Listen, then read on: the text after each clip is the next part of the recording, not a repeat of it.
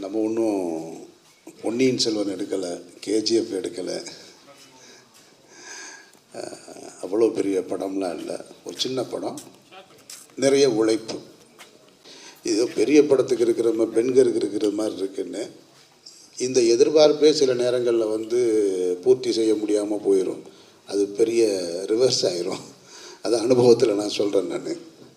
So அதனால் அண்ணாச்சி சொன்னது, சரவண சக்தி சொல்கிறது, அண்ணன் ராஜ் கபூர் சொல்கிறது, இவர்களெல்லாம் சாந்தினி படம் பார்த்துட்டு சொல்கிறது, இதெல்லாம் படத்தில் வேலை பார்த்தவங்க எப்போவுமே சொல்கிறது.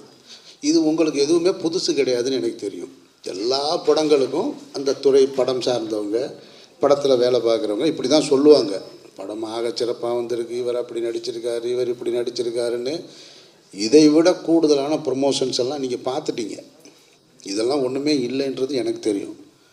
ஆனால் அதெல்லாம் படத்தில் இருந்துச்சான்னு போய் பார்த்தா தான் தெரியும். அவங்க சொன்னதுக்கும் படத்தில் எதுவுமே இருக்காதுன்றது தான் நிஜமான உண்மை. இந்த படத்தை பொறுத்த மட்டும் இதில் பணியாற்றியவர்கள் சொல்வதை விட பார்வையாளராக மூன்றாவது மனிதனாக சொல்கிறது தான் நமக்கு சரியான ரிசல்ட்டாக இருக்கும். அந்த வகையில் நேற்று அண்ணன் செந்தமிழன் சீமான் படம் பார்த்தாரு. படம் பார்த்துட்டு அவர் ரொம்ப ரசிச்சுட்டு அவருக்கு ரொம்ப கனெக்ட் ஆயிடுச்சு. காரணம், அவர் ஒரு அரசியல் தளத்தில் இருக்கிறதுனால, ஒரு அரசியல் தலைவராக இருக்கிறதுனால அவருக்கு ரொம்ப கனெக்ட் ஆயிடுச்சு.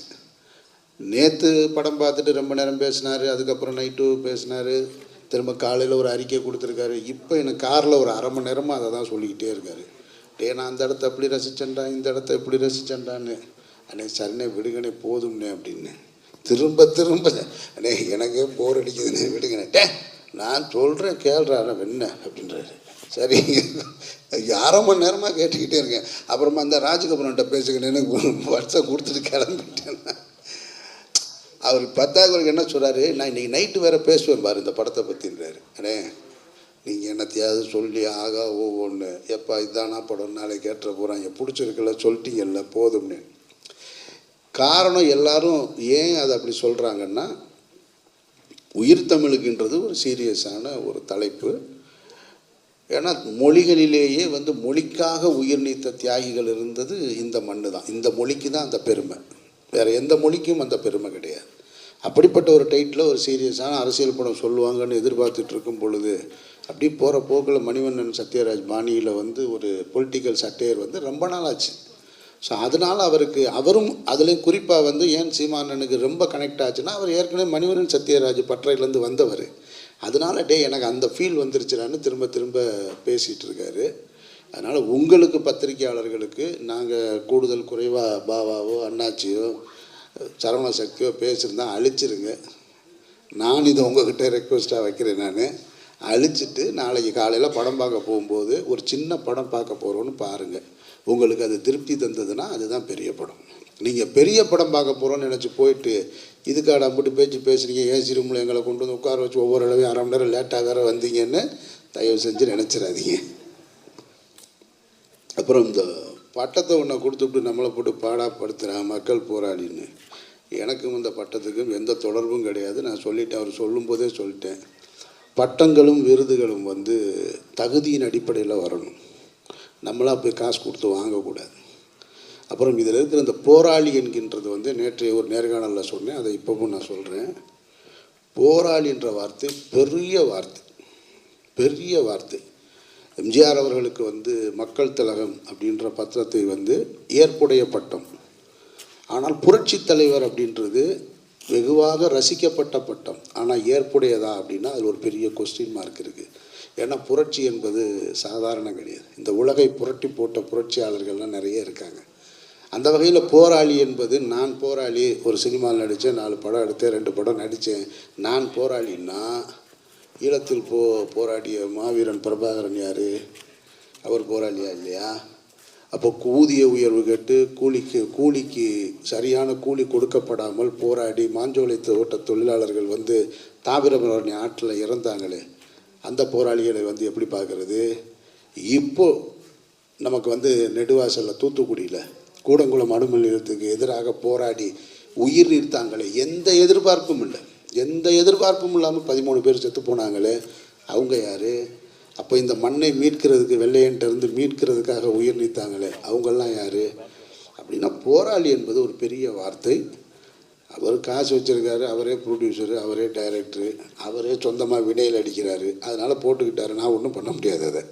அதனால் இந்த பட்டத்தை குறித்து தயவு செஞ்சு என்கிட்ட யாரும் கேட்டுறாங்க. நான் என்னுடைய மாயவலையை வெறும் அமீர்னு தான் போட்டிருக்கேன், போராளிகள்லாம் போடலை. அதெல்லாம் காலம் கொண்டு வந்து செய்யணும். ஆனால் மக்களுக்கான போராட்டத்தில் களத்தில் இருக்கணுமானா இருக்கும், அது கடைசி வரைக்கும் இருப்போம். இந்த வெளிச்சம் எங்கள் மேலே படுது இல்லையா, எத்தனை பேருக்கு கிடைக்கும் இந்த நாட்டில்? இந்த வெளிச்சமும் இத்தனை கேமராக்களும் ஒரு மைக்கும் எங்கள் முன்னாடி வந்து நிற்கும் பொழுது எங்களுடைய சுய புராணத்தையோ பெருமையோ எங்களுடைய வாழ்வை வளமாக்கிக்கிற வேலையவே செய்யக்கூடாது. அப்போ இந்த வெளிச்சமும் இந்த புகழும் கிடச்சிருக்குன்னா ஒரு சினிமா மூலமாக கிடச்சிருக்கு. அந்த சினிமாவில் இந்த அங்கீகாரத்தை கொடுத்தது மக்கள், அப்போ திருப்பி அவங்களுக்கு தான் கொடுக்கணும். அந்த எண்ணம் எப்பொழுதுமே எனக்கு இருக்குது. அதனால் கடைசி வரைக்கும் மக்களோடையே இருப்போம். பல நேரங்களில் அரசியல் தளத்தில் அவர் ஒரு கருத்து, நான் ஒரு கருத்து, இல்லை அவருடைய கருத்துக்கு எதிர்கருத்து முதல்ல எங்கிட்ட இருந்து வரும். இது மரணிக்கிறது வரைக்கும் இப்படி தான் இருக்கும். அவர் ஒரு கருத்து எனக்கு உடன்பாடு இல்லாத ஒரு கருத்தை வரும்போது எதிர்கருத்தை நான் வைப்பேன் நான். ஆனால் உறவாக எனக்கும் அவருக்கும் அண்ணன் தம்பி தான். அதுவும் மரணிக்கிற வரைக்கும் இப்படியே தான் இருக்கும். அதை பலமுறை சொல்லிட்டோம், அவரும் சொல்லிட்டாரு, நானும் சொல்லிட்டேன். ஆனால் கட்சி சார்ந்த தம்பிகளுக்கு அது இன்னும் போய் சேரலை. அவங்க என்ன நினைக்கிறாங்கன்னா, நான் அந்த கட்சியில் இருந்து நான் ஏதோ உறுப்பினராக இருந்து பெரிய பொறுப்பில் இருந்து அந்த கட்சியினால் நான் புகழடைந்து அதுக்கப்புறம் வெளியில் வந்து எதிர்கருத்து சொல்வது போல் நினச்சிட்ருக்காங்க. அதாவது ஒரு முறை நான் போடலைங்க, 4 தடவை போட்டிருக்கேன். அது அவருக்கு தெரியும். ஒரு முறை போடலைன்னு நான் தானே சொல்கிறேன். அப்போ ஏன்னா என்னுடைய தேவையை சொல்கிறேன் நான். அரசியல் என்பது காலத்தின் தேவை தாங்க. நம்ம எவ்வளோ முறை சொன்னாலும் திரும்ப திரும்ப தான் சொல்ல முடியும். முகலாயர்கள் ஆட்சி செஞ்சுக்கிட்டு இருக்கும்போது இங்கே திராவிட அரசியல் தேவைப்பட்டதா சொல்லுங்கள்? தமிழ் தேசிய அரசியல் தேவைப்பட்டதா? வெள்ளையர்கள் ஆட்சி செஞ்சுக்கிட்டு இருக்கும்போது என்ன அரசியல் தேவைப்பட்டது? சுதந்திரம் தான் அரசியல் அன்னைக்கு. அப்போ சுதந்திர இந்தியாவுக்கு பின்னாடி தான் திராவிட அரசியல் தேவை இருக்குது. அப்போ திராவிடம் முழுமையாக தங்களுடைய பணியை சரியாக செய்யாமல் போனால் தான் தமிழ் தேசிய அரசியல் அங்கே மேலோங்கி நிற்கும்.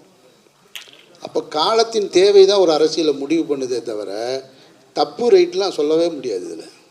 அப்போ நான் எதன் பக்கம் நிற்கிறேன்னா என்னை முதல்ல பாதுகாக்கிறதுக்கு நான் நின்னாத்தானே அரசியலை பேச முடியும்.